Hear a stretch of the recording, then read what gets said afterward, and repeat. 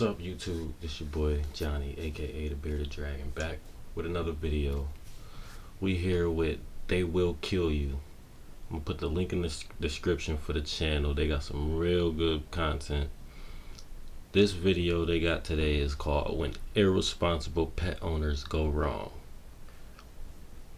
All of their videos is about when stuff go wrong, and when it goes wrong, it's crazy. So let's get straight into the video and check these animals out, see what they did to their owners.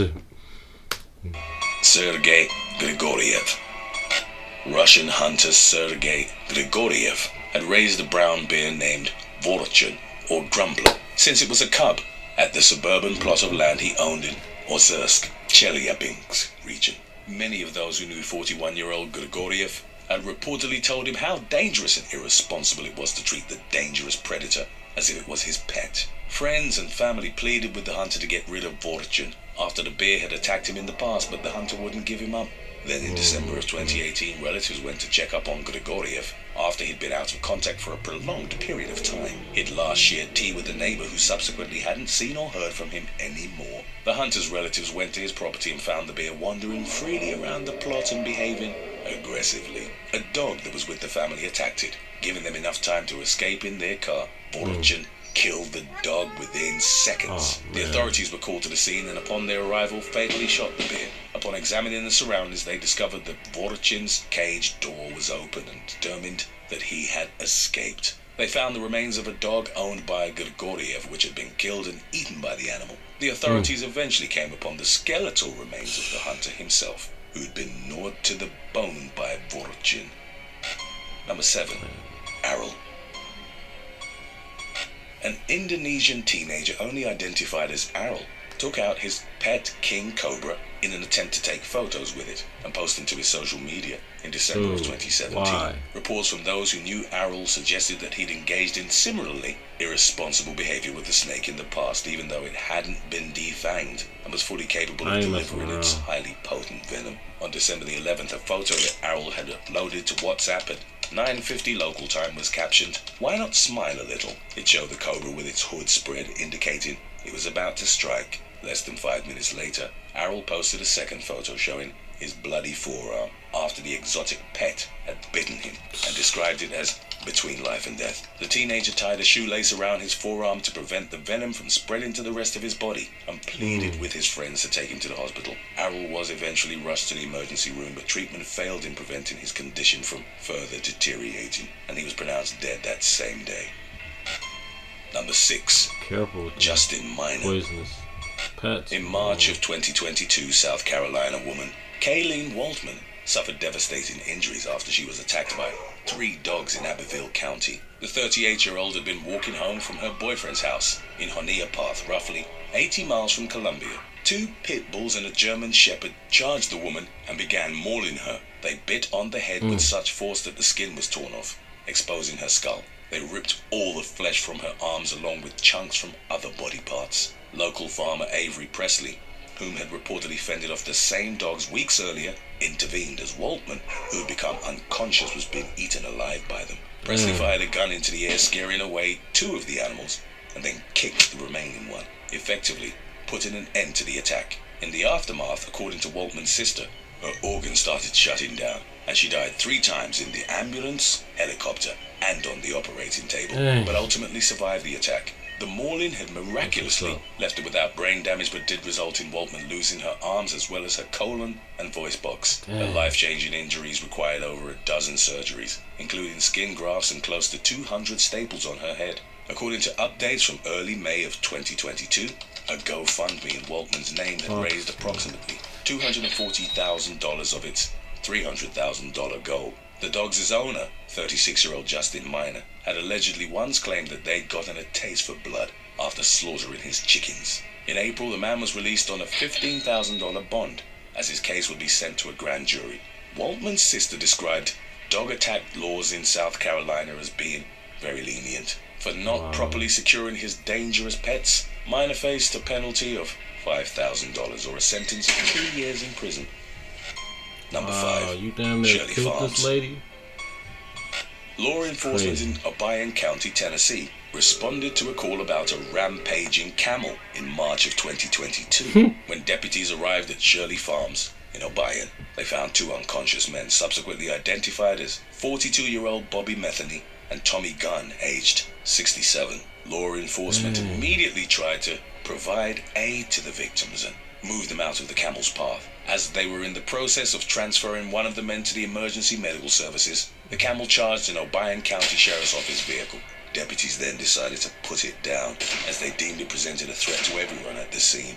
In spite of paramedics' attempts to revive them, Metheny and Gunn succumbed to their injuries. The authorities launched an investigation to determine the circumstances under which the attack had occurred, and to determine the extent of their owner's culpability. According to News Channel 5 Nashville, Metheny and Gunn had been assisted in recapturing the camel after it had escaped its pen, but were cornered by it and fatally stomped to the ground. The petting zoo to which the animal belonged had previously been cited by the U.S. Department of Agriculture for various safety concerns. A 2018 report found that there were no barriers separating the animals, which included camels, llamas, kangaroos, alpacas, and a zebra, from members of the public. Visitors were also reportedly feeding and interacting with the animals only in the presence of a cashier who didn't have a direct line of sight to them. In 2019, the USDA found that the only source of water that the animals had was a shallow, muddy creek that traversed their enclosure. That's Number crazy. 4, Brandy Dowdy. But it's sad because most of the times it's not even the animal fault. It's people not knowing how to take care of these exotic animals. Now the animal ends up killing or hurting the owner or somebody else, and the animal got to get put down, and he the main victim in the situation because he don't know what's going. You just took me out of my habitat, put me in this little pen, expect me to just stay there like I know English, and then when I do what an animal's supposed to do, y'all want to kill me. Like, it's crazy. It's just, man, I don't know. That's crazy. Zoos is always weird to me. I never was a kid that liked zoos. I always was weird. Like, I mean, I like going and seeing the animals, but it was always like I would rather see them free on TV and watch them in the wild. Like, it was always weird. Alabama public health employee Jacqueline Summer Beard, aged 58, was investigating a dog attack at a home along Route 11 in April of 2022. Subsequent reports indicated that Beard was in the process of contacting the owner when she was attacked by a pack consisting of the exact same dogs she'd been sent to investigate. The incident initially went unnoticed, and the authorities were called to the area following reports of a suspicious vehicle on Crumpton Road outside of Red Bay. According to a Facebook post by the Franklin County Sheriff's Office, other residents were attacked by the dogs and one of them suffered minor injuries after deputies had already arrived at the scene. The post revealed that some of the aggressive pets had to be put down immediately. Then, as law enforcement began investigating the suspicious vehicle, they came upon Beard's body, and it was evident that she'd been mauled to death. The dog's owner, 39-year-old Brandy Lee Dowdy, was taken into custody and charged with manslaughter. The authorities reported that the victim of the attack that Beard had initially been sent to investigate was still hospitalized in Mississippi at the time of the public health employee's death. Number 3, Sadie Totter. In June of 2020, 2 women received a combined jail sentence of 5 years following a fatal dog attack at the Ten Creek Holiday Park in Cornwall, England. The previous April, Sadie Totterdell and Tawny Willis, both aged 28 at the time, were spending time together at the Caravan Park Social Club. The latter's son, Frankie, was left alone with Totterdell's dog, Winston, in an adjacent caravan, in spite of the fact that the pet had been responsible for several attacks in the past. Both women had deemed that Frankie would be safe in its company. In the early hours of the morning, others in the park awoke to Willis screaming, "The dogs attacked my boy!" Frankie was found unresponsive after Winston had viciously mauled him. The boy ultimately succumbed to blood loss, and paramedics pronounced him dead at the scene. A post-mortem examination revealed that he'd suffered at least 54 injuries during the attack. In the ensuing legal proceedings, Totterdell was jailed for 3 years after pleading guilty to being the owner of a dog dangerously out of control, and she was banned from owning or controlling a canine for 10 years. Frankie's mother pleaded guilty to neglecting a young person and was given a 2-year prison sentence. Number 2, Tracy Taylor.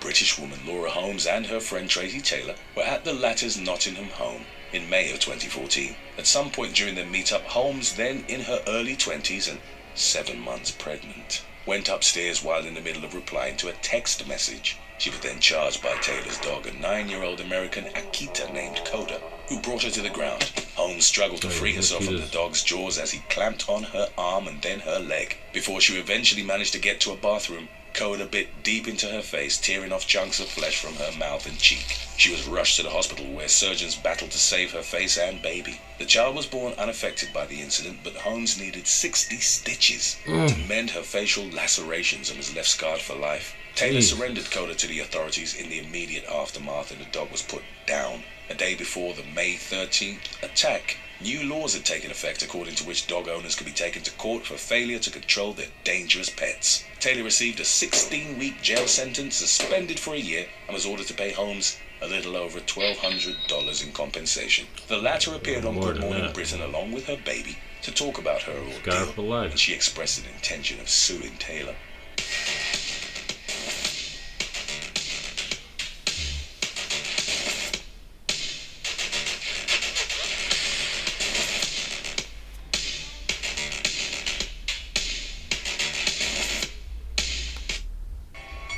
In May of 2007, Tanya Dumstresos was at a farm owned by her fiancé Kim Carlton in British Columbia, Canada. The facility, called Siberian Magic, housed exotic animals that included tigers, a lion, and a lemur. Carlton reportedly put on exotic and magic shows, charging a fee for visitors who wanted their photos taken with the big cats, who were described as his pets. The man wasn't present at the farm when Tanya Dumstresos went to the tiger enclosure, accompanied by her preteen daughter and teenage son. She then petted a tiger named Genghis goodnight, as she was known to routinely do. Genghis reportedly started playing with Tanya Dumstresos' dress and swiped at it, but hit her legs. He was the only tiger at the farm not to have been declawed, and the poor strike severed an artery in the woman's leg. In the aftermath, as she was rapidly losing blood, Dumstresos called Carlton on his cell phone, and the two were able to say that they loved each other. Paramedics arrived at the farm and rushed her to a hospital, but the woman couldn't be revived. An investigator for the Society for the Prevention of Cruelty to Animals subsequently described Carlton's farm as a public safety catastrophe. The incident set into motion legislation that made it illegal to own certain exotic animals. Just like I said, it's most of the time it's not the animal fault. It's these people being irresponsible with them. You got a tiger. That's not a petting. That's not an animal you pet. You don't put that. That's not a petting zoo animal. Like, that's just crazy. A tiger in the wild. A tiger is a psychopath. They literally will hunt you, not even to eat you, just to kill you. And you want to keep it as a pet? A psychopath? Nah, I'm straight. But like I said, at the same time, it's the owner, it's the person that got it, because you don't know how to take care of an exotic animal if you're letting people pet it. Period.